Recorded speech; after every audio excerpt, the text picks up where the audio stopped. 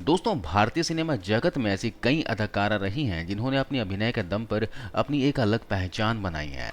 आज हम एक ऐसी अभिनेत्री के बारे में बात करने वाले हैं जिनकी खूबसूरती को देखते हुए एक महाराजा ने इन्हें अपनी रानी बना लिया। एक ऐसी अभिनेत्री जिन्हें अपनी फिल्म में ही किसिंग सीन देने की वजह से बदनामी का शिकार होना पड़ा और वो मिस किस के नाम से चर्चित हो गईं। जो भले ही आज के तारीख में गुमनाम भरी जिंदगी जी रही हूँ, मगर फिल्मी पर्दे पर आते ही अपनी एक्टिंग और बेपनाह खूबसूरती के दम पर दर्शकों का मन मोह लिया करती थीं। कौन थी वो अदाकारा और कैसे उन्होंने ईसाई होने के बाद भी धर्म, जाति व समाज की दीवार को तोड़कर एक शादीशुदा हिंदू राजा से शादी कर राजमाता का खिताब हासिल किया? जानेंगे और भी बहुत कुछ। बने रहिए वीडियो के साथ। आज हम जिस अभिनेत्री के बारे में बात कर रहे हैं, नाम है उसका सोनिया साहनी। इनका 31 अगस्त 1946 में श्रीनगर के सिख परिवार में जन्म हुआ था। परिवार ने प्यार से इनका नाम उषा रखा था। इनके पिता लाहौर के रहने वाले थे और माँ पेशावर के रहने वाली थी, लेकिन बाद में माता पिता ने ईसाई धर्म अपना लिया। ये 6 बहन और 2 भाइयों में सबसे छोटी थी। कश्मीर की खूबसूरत वादियों में पैदा हुई उषा खोले विचारों की थी। जितनी ही वो खूबसूरत थी, उतना ही वो कोमल दिल की थी। उषा की पढ़ाई श्रीनगर के सरकारी इंटर कॉलेज में हुई थी। बचपन से ही इन्हें अभिनय का बड़ा शौक था। वो उस समय के तमाम अभिनेत्रियों की नकल किया करती थीं। स्कूल में जब भी कोई ड्रामा होता तो उसमें वो आगे बढ़कर हिस्सा लिया करती थीं। श्रीनगर में एक बहुत बड़ा ड्रामा ग्रुप था जिसमें उन्होंने एडमिशन लिया था और बड़ी ही लगन से एक्टिंग सीखने लगी। एक बार वहाँ मशहूर डायरेक्टर आई.एस. जौहर पहुँचे। उन्होंने उषा को एक्टिंग करते देखा तो उषा की एक्टिंग से वो बेहद प्रभावित हुए। उन्होंने उषा को मुंबई आने को कहा। उषा कुछ समय के बाद यानी कि 1965 में ही मायानगरी मुंबई पहुंच गई। ऐसा लगा मानो मुंबई सफलता के लिए उनका इंतजार कर रही हो। यहाँ आते ही आई.एस. जौहर ने उनके साथ 5 साल का कॉन्ट्रैक्ट साइन कर लिया। लेकिन एक दिक्कत आ रही थी। वो दिक्कत थी उषा का नाम। जौहर साहब ने कहा कि तुम्हें नाम बदलना होगा क्योंकि तुम्हारा नाम फिल्म इंडस्ट्री के साथ मैच नहीं करता, और उन्होंने उषा को नया नाम दिया, सोनिया साहनी। सोनिया साहनी की पहली फिल्म थी जौहर महमूद इन गोवा, जो 1965 में बनी थी, जिसे लोगों ने बहुत पसंद किया। लेकिन कहते हैं ना कि first impression in last impression, वही कुछ हुआ इस अभिनेत्री के साथ भी। फिल्म सफल होने के बावजूद इन्हें लोगों से काफ़ी नेगेटिव प्रतिक्रिया मिलने लगी। दरअसल फिल्म जौहर महमूद इन गोवा में सोनिया ने आई.एस. जौहर के साथ किसिंग सीन दिया था, जिस पर सेंसर बोर्ड ने भी काफ़ी आपत्तियां उठाई थी। अभिनेत्री की जितनी चर्चा नायिका के तौर पर नहीं हो पाई, उससे कहीं अधिक चर्चा उनके उस किस सीन की हुई थी। लोग उन्हें मिस किस के नाम से पुकारने लगे। जिन दिनों दूसरी बॉलीवुड अभिनेत्रियां किसिंग सीन करने से बचा करती थीं, वहीं सोनिया ने किसिंग सीन खुलकर किया था। इसके बाद कुछ फिल्म प्रोड्यूसर्स ने उन्हें इस तरह के सीन के लिए ही ऑफर देना शुरू कर दिया। उन्हें लगा कि सोनिया साहनी को किसिंग और दूसरी तरह के इंटीमेट सीन करने में कोई परेशानी नहीं है। इसी बात को लेकर सोनिया साहनी ने विस्तार से एक इंटरव्यू में भी बताया था।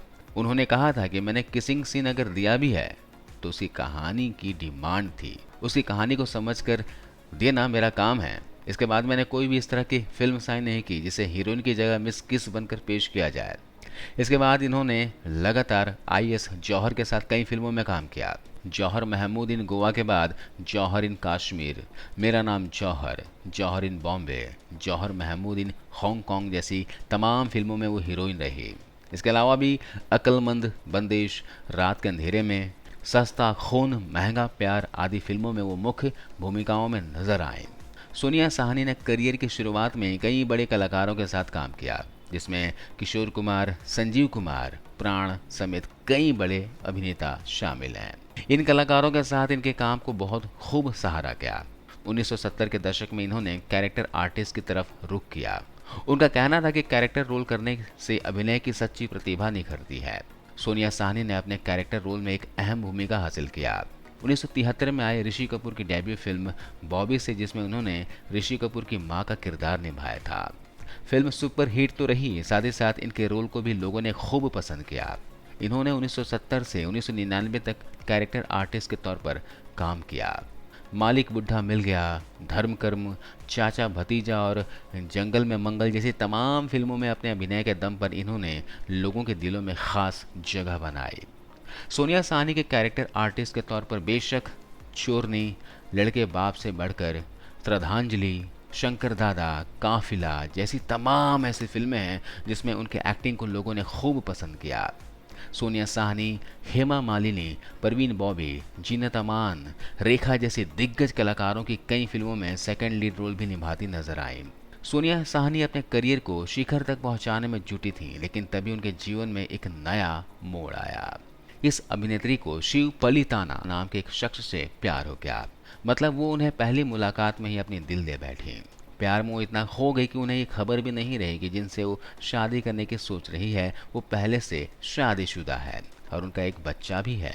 लेकिन सोनिया पर प्यार का बुखार इस कदर चढ़ा कि शादी से पहले ही वो दोनों लिव इन रिलेशनशिप में रहने लगे, जो सोनिया के जीवन के सबसे यादगार पल थे।